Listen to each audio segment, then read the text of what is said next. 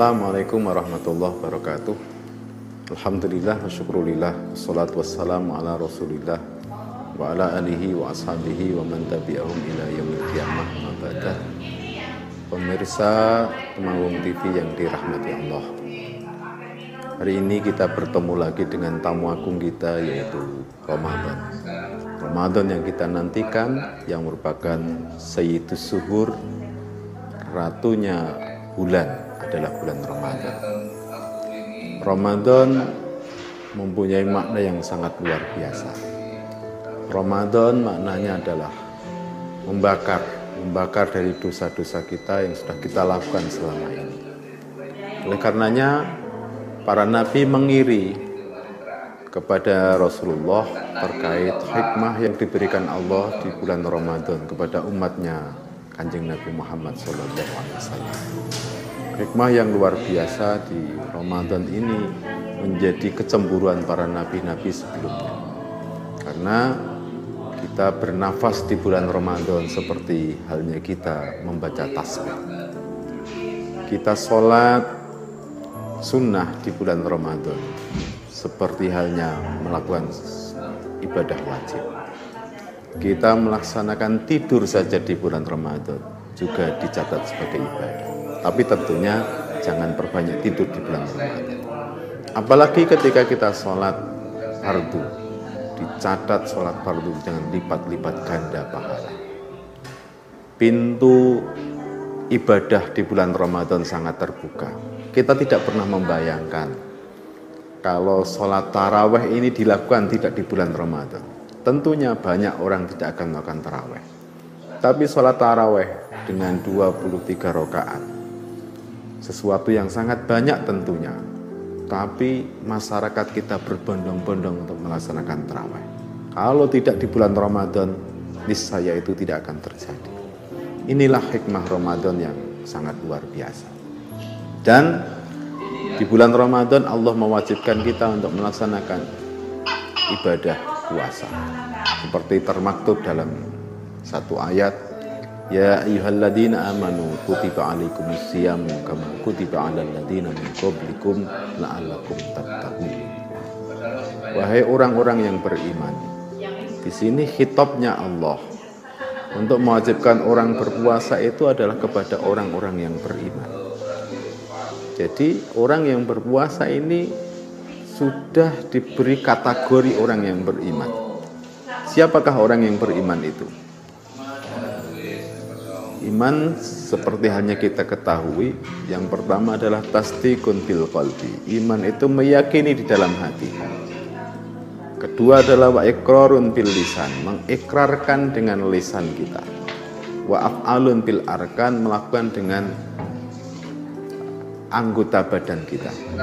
Kalau ada orang sudah ikrar, saya Islam, saya iman, tetapi dia tidak pernah melakukan sholat puasa, maka tidak dikatakan orang yang beriman. Atau orang sudah ikrar tentang iman, sudah meyakini dalam hati, tapi tidak pernah menjalankan rukun-rukunnya, maka juga tidak dikatakan iman. Maka dalam hal ini Allah sudah memberikan sanjungan kepada orang yang berpuasa dengan ya ayyuhalladzina amanu, orang-orang yang beriman, kutiba alaikumus syiyam, diwajibkan kepadamu untuk melaksanakan puasa. Apa makna puasa itu? Makna puasa adalah al-imsak anil muftir, yaitu mencegah dari perkara yang membatalkan. Bisa jadi yang membatalkan yang pertama adalah makan, minum, atau berkumpul dengan istri, melakukan persenggamaan dengan pasangan istri dalam hal ini, itu yang membatalkan. Mulai dari kapan? Mulai dari fajar sampai pada terbenamnya matahari. Dengan di hari-hari yang bisa menerima puasa. Apakah ada hari yang tidak bisa menerima puasa? Ada. Satu misalnya 1 Syawal atau 10 Dzulhijjah. Dan hari-hari Tasyrik itu hari yang tidak bisa menerima puasa, yaitu imsak anil muftir, mencegah dari perkara yang membatalkan, mulai dari fajar sampai terbenamnya matahari di hari yang bisa menerima puasa dengan niat yang tertentu. Dalam hal ini ada perbedaan niat. Kalau misalnya kita puasa Ramadan harus diinapkan niat ini di malam harinya. Diinapkan di malam harinya. Tidak bisa mendadak kita melakukan niat, tidak seperti puasa-puasa sunnah. Karena niat ini menjadi penting. Al-umur bimaqasid, setiap perkara itu tergantung dengan maqasid atau tujuannya. Innamal a'malu binniyat, semua tergantung, amal itu tergantung niat. Oleh karenanya mungkin sama puasa kita antara puasa Ramadan dengan puasa sunnah, tetapi menjadi berbeda keabsahannya karena faktor niatnya. Puasa menurut orang awam adalah hanya mencegah dari perkara yang membatalkan, mulai dari terbitnya fajar sampai terbenamnya matahari. Itu puasanya orang awam. Tapi kalau kita mau naik level lagi puasa bagi orang-orang khusus adalah man'ul jawarih anil ma'asi, mencegah anggota badan kita dari berbuat maksiat. Itu orang-orang lebih khusus lagi, puasanya adalah mencegah anggota badan dari melakukan maksiat. Mata kita usahakan tidak melakukan maksiat. Telinga kita usahakan tidak melakukan maksiat. Mulut kita usahakan untuk tidak melakukan kemaksiatan. Banyak orang yang berpuasa hanya dapat lapar dan dahaga saja, tetapi tidak mendapatkan pahala puasa karena tidak mampu mencegah anggota badannya dari melakukan kemaksiatan. Oleh karenanya, puasa yang kita kehendaki adalah puasa yang naik kelas. Dari puasa orang awam menuju puasa yang lebih berkualitas. Oleh karenanya kita berharap semoga tahun ini kita bisa naik kelas menjadi orang yang bisa berpuasa secara berkualitas. Menambah ibadah kita, kekhusyuan kita, mumpung di bulan Ramadan, bulan yang penuh barokah. Oleh karenanya, selalu menjaga badan kita, kesehatan kita dari segala penyakit termasuk dari corona, dan tentunya kita akan ketemu lagi di segmen yang akan datang setelah pesan-pesan berikut ini.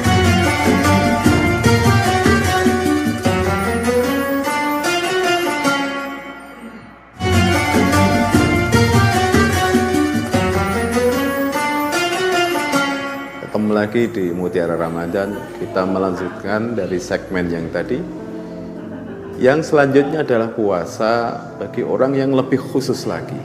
Siapa puasa yang lebih khusus itu? Adalah orang-orang yang tidak berpikir tentang duniawi. Dalam hatinya hanya ada Allah. Ma fi qalbi illallah. Tidak ada dalam hatinya kecuali Allah. Ini kualitas puasa yang sangat luar biasa. Dan itu hanya menjadi impian kita ke depan, bagaimana kita bisa berpuasa seperti para wali-wali, seperti para puasanya para nabi. Dalam ayat tadi disampaikan, ya ayyuhalladzina amanu kutiba alaikumusyamu kama kutiba alal ladzina min qablikum. Yaitu kama kutiba alal ladzina min qablikum. Oh, berarti puasa ini tidak hanya dilakukan pada zamannya umatnya Kanjeng Nabi Muhammad saja, tidak. Puasa ini jauh sebelum Nabi Muhammad sudah ada para nabi dulu melaksanakan puasa. Contoh misalnya ketika Allah menurunkan Nabi Adam ke bumi ini. Nabi Adam kena panasnya matahari kemudian menghitam badannya. Kemudian disuruh oleh malaikat Jibril untuk melaksanakan puasa. Puasa pada tanggal 13. Waktu itu masih menghitam badannya.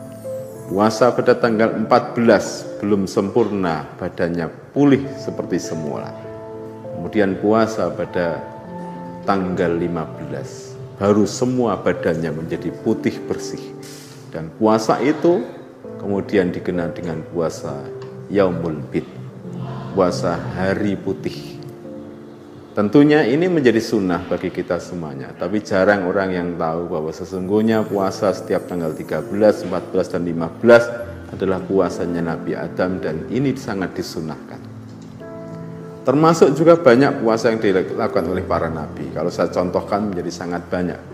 Satu contoh yang sering kita lakukan adalah puasa, satu hari puasa, satu hari tidak. Satu hari puasa, satu hari tidak, dan itu kemudian dikenal dengan puasa Daud, karena itulah ritual atau amal yang dilakukan oleh Nabi Daud. Berarti puasa ini tidak mulai zamannya Nabi Muhammad, tapi sebelum itu juga para nabi sudah melaksanakan puasa. Oleh karenanya dalam firman tadi disebutkan kama kutiba alal ladzina min qablikum. Nah, mengapa kemudian ada proses puasa ini? Dalam ayat itu diantarkan kita untuk sampai kepada tujuan. Ya ayyuhalladzina amanu kutiba alaikumusyamu kama kutiba alal ladzina min qablikum, sampai pada puncaknya adalah la'allakum tattaqun. Supaya kita menjadi pribadi-pribadi yang bertakwa. Kalau kita mengulangi dari ayat tadi, wahai orang-orang yang beriman, diwajibkan kepadamu untuk menjalankan puasa seperti halnya para orang-orang sebelum kamu. Tujuannya apa? La'allakum tattaqun, supaya dengan puasa ini kita menjadi orang-orang yang bertakwa, yang punya pribadi-pribadi takwa. Dari ayat ini kita bisa mengambil kesimpulan bahwa sesungguhnya puasa itu tidak menjadi tujuan akhir. Puasa itu tidak menjadi cita-citanya. Puasa itu tidak menjadi ghoyah atau puncaknya. Tapi sekali lagi, puasa adalah bagian dari tujuan kita. Puasa adalah menjadi bagian dari sarana untuk menjadi orang-orang yang bertakwa. Jadi Ramadan ini merupakan diklat, pendidikan kilat. Ramadan ini merupakan satu cara kita untuk menjadi orang yang bertakwa. Ramadan ini merupakan sarana kita untuk menjadi pribadi-pribadi yang bertakwa. Jadi jangan kemudian kita mengatakan bahwa Ramadan ini menjadi puncaknya. Karena Ramadan ini adalah mengantar kita menjadi pribadi-pribadi yang bertakwa. Nah, oleh karenanya kita melihat banyak orang ketika di bulan Ramadan berbondong-bondong ke masjid, sholat tarawih berjamaah luar biasa, jamaah sholat fardunya luar biasa, kemudian tadarusnya luar biasa. Tetapi setelah bulan Ramadan, pulang kepada bulan-bulan yang setelah Ramadan, maka kembali lagi kebiasaan di bulan Ramadan yang luar biasa, semangat beribadah, etos ibadahnya luar biasa. Tetapi di luar Ramadan kemudian kembali lagi seperti semula, mulai ibadah sholat jamaahnya kendor lagi, tidak ada tarawih, tidak digantikan dengan sholat malam, tadarus Al-Quran sudah mulai tidak ada. Kemudian kegiatan-kegiatan yang dulu dilakukan di bulan Ramadan seperti kuliah subuh dan sebagainya sudah tidak ada lagi. Artinya kalau kita merujuk pada tujuan Ramadan tidak lain dan tidak bukan la'allakum tattaqun, maka perlu dipertanyakan, apakah puasa itu kemudian menuai kesuksesan dari tujuannya untuk menciptakan pribadi-pribadi yang takwa? Atau jangan-jangan puasa kita tidak sampai pada tujuan akhirnya, hanya melakukan diklat pendidikan-pendidikan saja, tetapi ghoyah atau puncak tujuannya untuk menjadikan pribadi yang bertakwa justru gagal setelah di bulan Ramadan. Inilah yang menjadi hikmah dari bulan Ramadan. Maka kita berharap semoga Ramadan ini menjadi proses kita untuk menentukan dan mengarahkan menjadi pribadi-pribadi yang bertakwa kepada Allah Subhanahu wa Ta'ala. Hal penting ini harus kita renungkan bersama. Bagaimana orang itu bisa selalu meningkat secara spiritualnya. Ramadan dulu dan Ramadan sekarang tentunya harus meningkat. Ramadan yang akan datang harusnya tetap selalu meningkat. Jangan sampai Ramadan itu berlalu tanpa ada proses peningkatan spiritual kita, peningkatan ketakwaan kita, peningkatan ketaatan kita kepada Allah Subhanahu wa taala. Oleh karenanya, mari kita perbanyak tadarus Quran, kita perbanyak amalan-amalan soleh di bulan Ramadan ini. Semoga dengan ini kita akan tercipta menjadi pribadi-pribadi yang takwa kepada Allah Subhanahu wa taala. Nah, oleh karenanya selalu tetap di Temanggung TV karena kita akan bertemu pada segmen selanjutnya.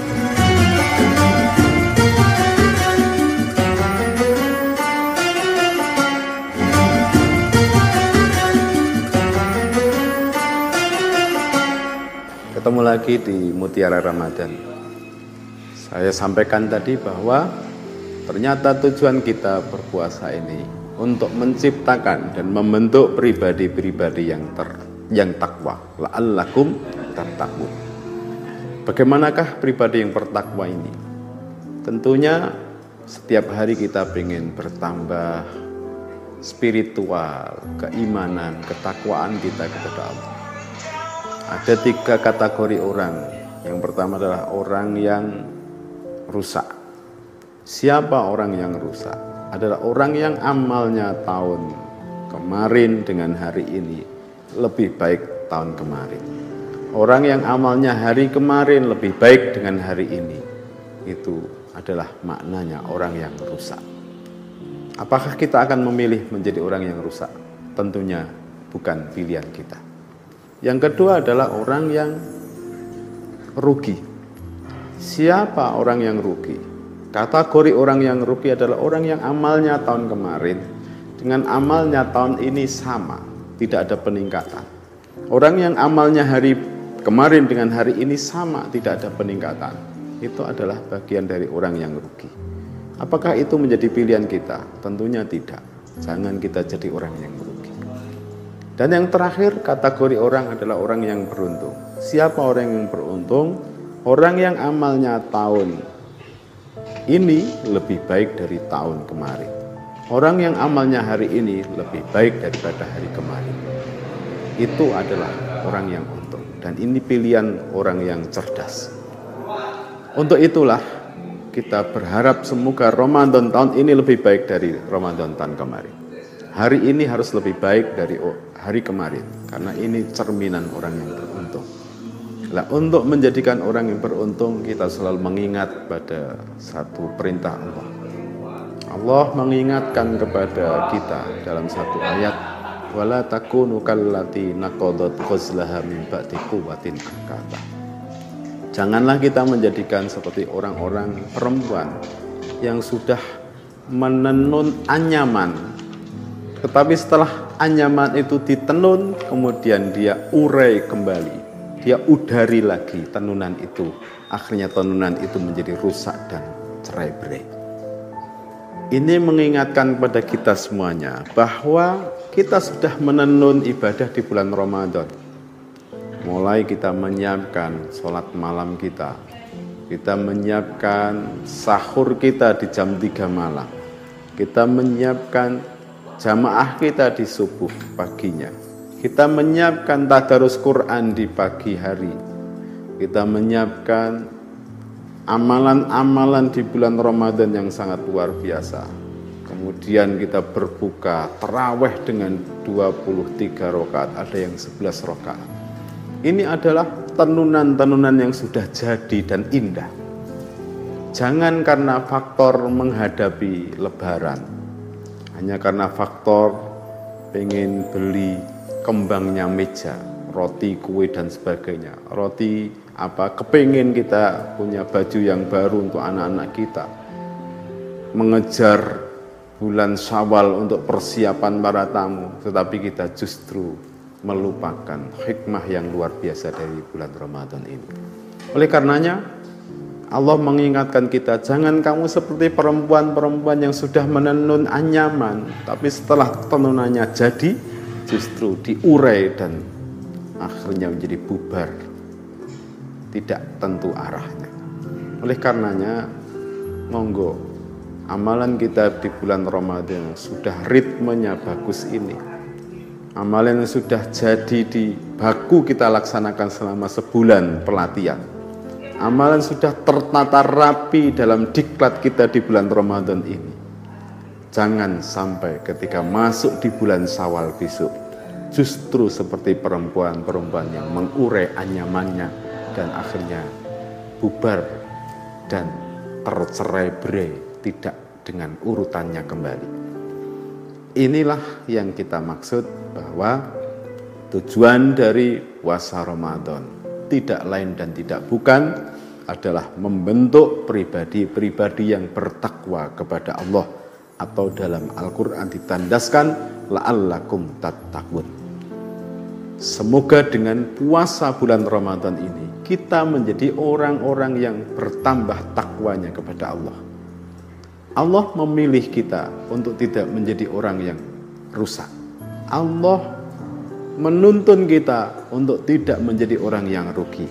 Tetapi dalam ayat ini Allah menuntun kita untuk menjadi orang yang selalu beruntung, orang yang selalu badi ketika kita berdagang. Oleh karenanya, marilah keuntungan-keuntungan di bulan Ramadan ini kita pertahankan di bulan selanjutnya.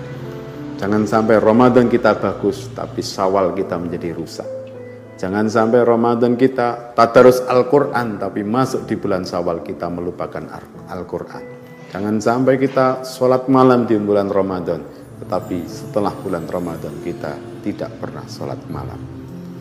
Oleh karenanya, marilah kita berharap semoga latihan kita di bulan Ramadan menjadi latihan yang sukses. Diklat kita di bulan Ramadan menjadi diklat yang sukses. Dan proses kita di bulan Ramadan menjadi proses yang sukses, menentukan kualitas dan meningkatkan spiritual untuk menjadi pribadi-pribadi yang bertakwa kepada Allah Subhanahu wa Ta'ala. Pribadi yang bertakwa adalah pribadi yang diharapkan oleh Allah Subhanahu wa Ta'ala. Takwa dalam semua bidang, takwa dalam ketaatan kita kepada Allah Subhanahu wa Ta'ala. Dan akhirnya kita akan bertemu dengan hari kemenangan, yaitu Lebaran atau bulan Syawal. Laisal id liman labisal jadid, walakinnal id liman ta'atuhu yazid. Orang yang hari raya itu bukan orang yang bajunya baru, tetapi orang yang merayakan hari raya itu adalah orang yang taatnya bertambah kepada Allah Subhanahu wa Ta'ala. Oleh karenanya kita berharap semoga Ramadan tahun ini 1442 Hijriah menjadi Ramadan yang sangat berarti, menjadi Ramadan yang sangat punya nilai, dan menjadi Ramadan yang sangat kita harapkan untuk mencetak dan menentukan kualitas spiritual kita menjadi pribadi-pribadi yang bertakwa kepada Allah Subhanahu wa Ta'ala. Oleh karenanya selalu stay tune di Mutiara Ramadan di TV Temanggung. Jangan lupakan, karena hikmah-hikmah yang akan disampaikan oleh para penceramah perlu kita telaah dan kita tauladani agar tingkatkan kualitas kita beribadah di bulan Ramadan. Demikian, kurang dan lebihnya mohon maaf. Akhirul qouli, Allahul muwaffiq ila aqwamit thoriq. Assalamualaikum warahmatullahi wabarakatuh.